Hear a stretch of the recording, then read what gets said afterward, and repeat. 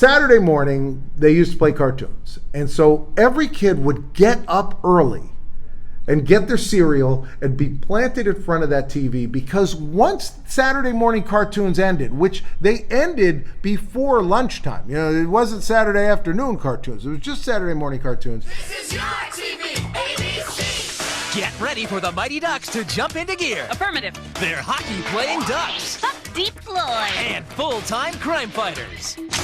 Around like 10 or 11, they'd start going into some live action stuff that maybe you were interested in, or they'd have wrestling on or something. And you'd be like, okay, you know, and then it would ease into back to everything is just for adults. Like, that's how TV was. The first ever Saturday morning science fiction cartoon, as far back as I can find, 1973, the Star Trek cartoon was the first one. And this is how it started. Space, the final frontier.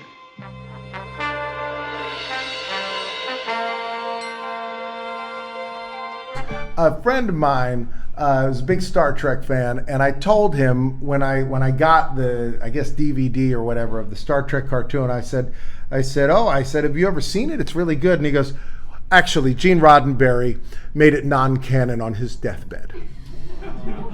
And I said, what? And he goes, well, it's not canon. It's not. And I was like, I don't even know what that is. And I think we all know what that, but I didn't know at the time. I was like, what does that mean? He's like, it's not really Star Trek. And I was like, no, it is. I saw it. It was Star Trek. And he's like, no, but Gene Roddenberry on his deathbed said that this is not part of the actual canon.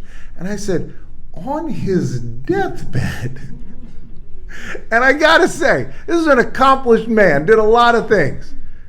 You're moments before death and you're like, that cartoon was crap. I just find that strange. I don't know if that's true. I hope it's not.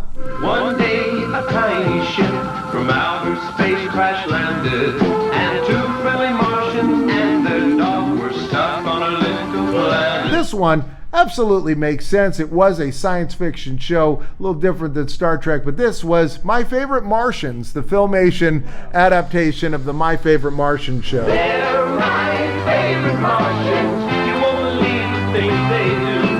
They're my favorite Martians, and you're gonna know them too. To make this show more appealing to younger people, they gave him a younger nephew, and this is his nephew Andromeda, who went by Andy. And that's the nephew, and that's why it's My Favorite Martians. Andy, is this your idea of a joke?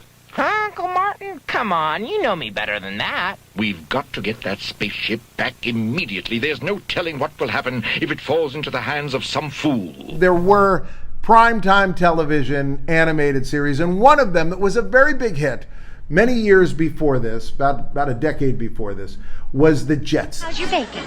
Raw. And your eggs? They're cold. I don't get it. When we first got married, you could punch out a breakfast like Mother used to make. Now you're all thumbs. And so Hanna-Barbera said, we want to update The Jetsons. We're going to bring The Jetsons back to television. And so they started working on it. They drew the backgrounds. They started, figuring out all the model sheets, everything else. And then somebody came to Hanna-Barbera and they said, we just got the rights to the Partridge Family.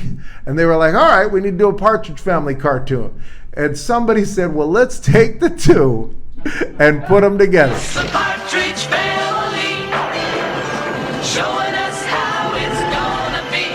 The Partridge Family, 2200 AD.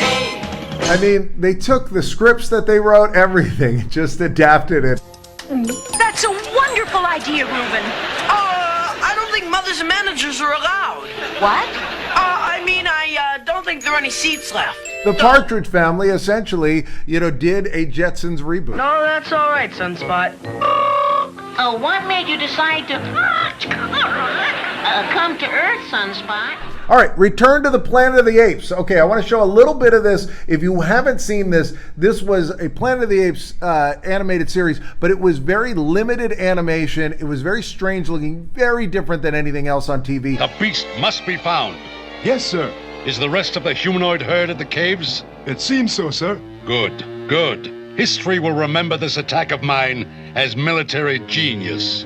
All right, the next one, 1978. We've got the animated series for Godzilla. Godzilla, Godzilla, Godzilla. Now, like if you're a kid and you're tuning in, they're like, Godzilla, Godzilla. You're like, oh my God, I'm a little scared. And then you're like, oh, and Godzuki. All right, I can watch it. All right, let's go into 1982. They took a show that had been off the air for a while. Similar to Star Trek, this was a show that was taken off the air before the public wanted to say goodbye. And so they brought back Gilligan's Island. This time, they were in outer space. We left our tiny island after years and months and days. We built a little spaceship. It's crude, but it could fly. So the professor needed to get them off that island. And so he was trying really hard. He was like, I'm trying to build you guys a raft, maybe a boat. And one day he was like, why not a spaceship? The monkey wrench into the hole and they're trying to find it. Oh, what a relief. I thought the skipper was using Gilligan for a shovel. Come on, Gilligan. The voice actors were all the original castaways except for Ginger. So you see, Dawn Wells did the movie star and Marianne. And what they did was, for the movie star, they gave her white hair, like a platinum blonde. And the reason was so it didn't even look like Ginger. So Tina could claim no connection to it. Now, Tina's an interesting person. She's the only castaway still living. She says that she was pitched that this was a show about a movie star with 6 other people. So she was like, I was told I was the star. To which I say, the star of Gilligan's Island. You were told that the movie star was the star of... Next Saturday morning. Did you hear? The Ewoks are coming. I knew that. And they're falling out for great fun. Hey, you guys, wait for me. Catch them at their best in a playground full of surprises. Then it's Back to the Future with droids. I'm most grateful. There, the incredible adventure continues with C-3PO. Just as I suspected, Arthur. And R2-D2. This takes place, by the way, between episode 3 and episode 4. You can tell by the tone of this that it's different than the Star Trek series a decade earlier. They're much more going for laughs. This is a much more lighthearted show.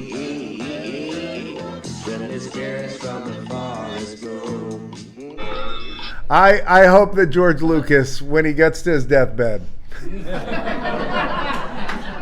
I hope that he says this is the only thing canon. I hope he wipes out the rest of the series. Pathetic.